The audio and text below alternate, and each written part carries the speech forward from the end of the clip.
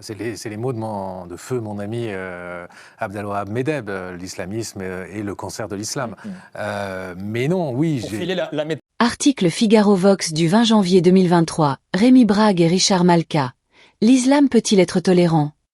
Bonjour à tous. J'ai lu pour vous un article intéressant sur le concept d'islamophobie. Islamophobie. Sur le concept islamophobie, Rémi Brague pense que cette notion en tant que telle ne signifie rien. Il considère que c'est avant tout une insulte, et comme toutes les insultes, elle n'a pas de solidité sémantique très forte. Ce concept fut utilisé la première fois en français en 1910 par un administrateur colonial français, Kellien Alain, qui reprochait aux colons français d'avoir peur de l'islam en faisant preuve d'un paternalisme envers les musulmans. Kellien faisait le parallèle entre l'islam et le christianisme, considérant ce dernier très compliqué pour ces gens-là. Il y avait donc derrière cette anti-islamophobie une vraie condescendance coloniale de bien-pensants, qui, sous couvert de bonne conscience, ont préservé des réflexes coloniaux. Pour Richard Malka, ce concept islamophobie est à l'origine de la tragédie de Charlie Hebdo du 7 janvier 2015. Les véritables racistes étaient ceux qui nous accusaient d'islamophobie. Personnellement, je n'ai aucun problème à ce que l'on tienne ces propos. Encore une fois, la critique des croyances est libre, et la critique des personnes à raison de leurs croyances ne l'est pas. Il faut enseigner cette différence. Parce que les enfants aujourd'hui pensent qu'on ne peut pas critiquer une religion, que c'est du racisme. La liberté d'expression devient un art difficile à exercer. Islam, musulmans et islamisme. Pour R. Brague, il y a l'islam comme attitude fondamentale de remise de soi entre les mains de Dieu, comme le veut le sens de la racine arabe.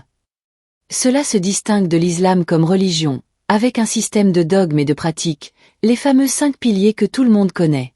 Il y a aussi l'islam comme civilisation, avec des limites géographiques et temporelles, et qui se définit comme étant le domaine de la paix.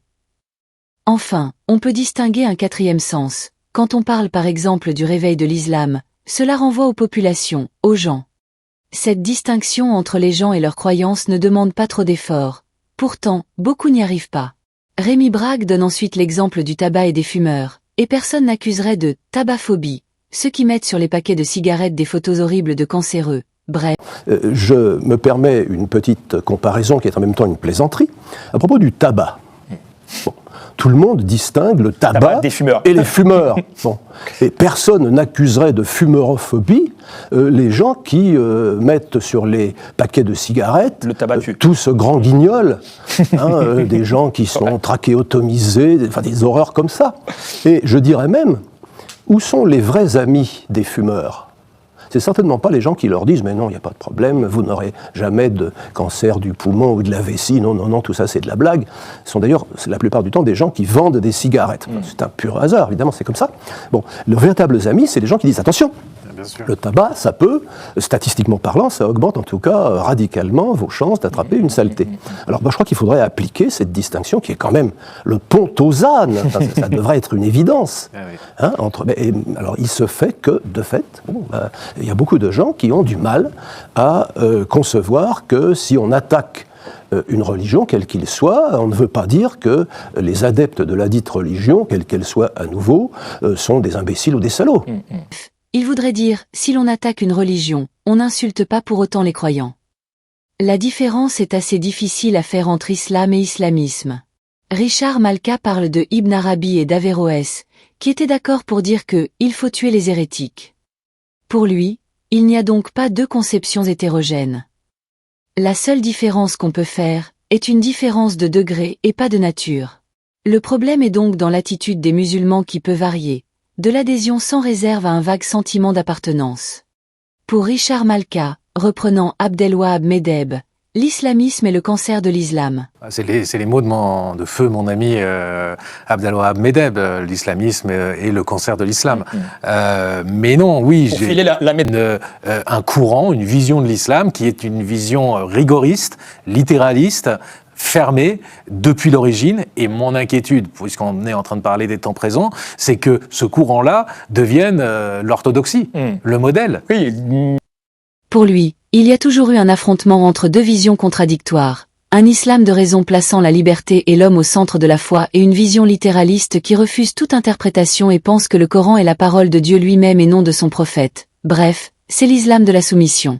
Malheureusement, C'est l'islam radical et donc littéraliste qui est le plus financé. Ce qui inquiète l'avocat de Charlie Hebdo quant à l'hégémonie de son orthodoxie.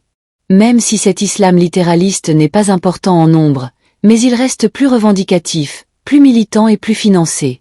Rémi Brague, on peut aisément montrer que l'inquisiteur Torquemada a trahi l'évangile, mais bien moins facilement que Daesh trahit le Coran. Et il faut voir la difficulté qu'ont eu les gens d'Al-Azhar à émettre une condamnation envers les djihadistes, parce que Daesh leur disait « Lisez la biographie du prophète », c'est exactement ce que nous faisons. Bref, il semble que Richard Malka a de l'espoir du nombre de musulmans français acquis aux valeurs républicaines. À l'inverse, R. Brague n'en a point d'espoir. Malka parle des deux versions de la Mecque et de Médine et qu'il faudrait suivre celle de la Mecque et abandonner la version de Médine. Malka rajoute que le Coran admet ces contradictions. À cette objection R. Brague objecte. Vous dites que le Coran assume lui-même ses contradictions. Pourtant on lit à la sourate 4 verset 84. S'il y avait des contradictions dans le Coran, cela prouverait qu'il ne vient pas de Dieu. Deuxièmement, pour répondre aux contradictions du Coran, on peut appliquer la théorie de l'abrogation qui donne l'avantage au verset révélé le plus tard. Donc l'existence de ces ambivalences ne pose aucun problème aux musulmans, il suffit d'appliquer ce principe. Il y a un verset qui dit « Ce n'est pas bien de boire, ne venez pas ivre à la prière ». Un deuxième affirme « Vous devriez ne pas boire ». Et enfin un troisième proclame « Il est interdit de boire ». Et c'est le dernier verset qui fait force de loi. Les musulmans ne boivent pas d'alcool. Il parle des musulmans qui ne transgressent pas cette loi. Il rajoute en réponse à la question de l'espoir d'un islam des Lumières. Il faudrait préciser à Richard Malka que les mutazilites n'étaient pas non plus des enfants de cœur.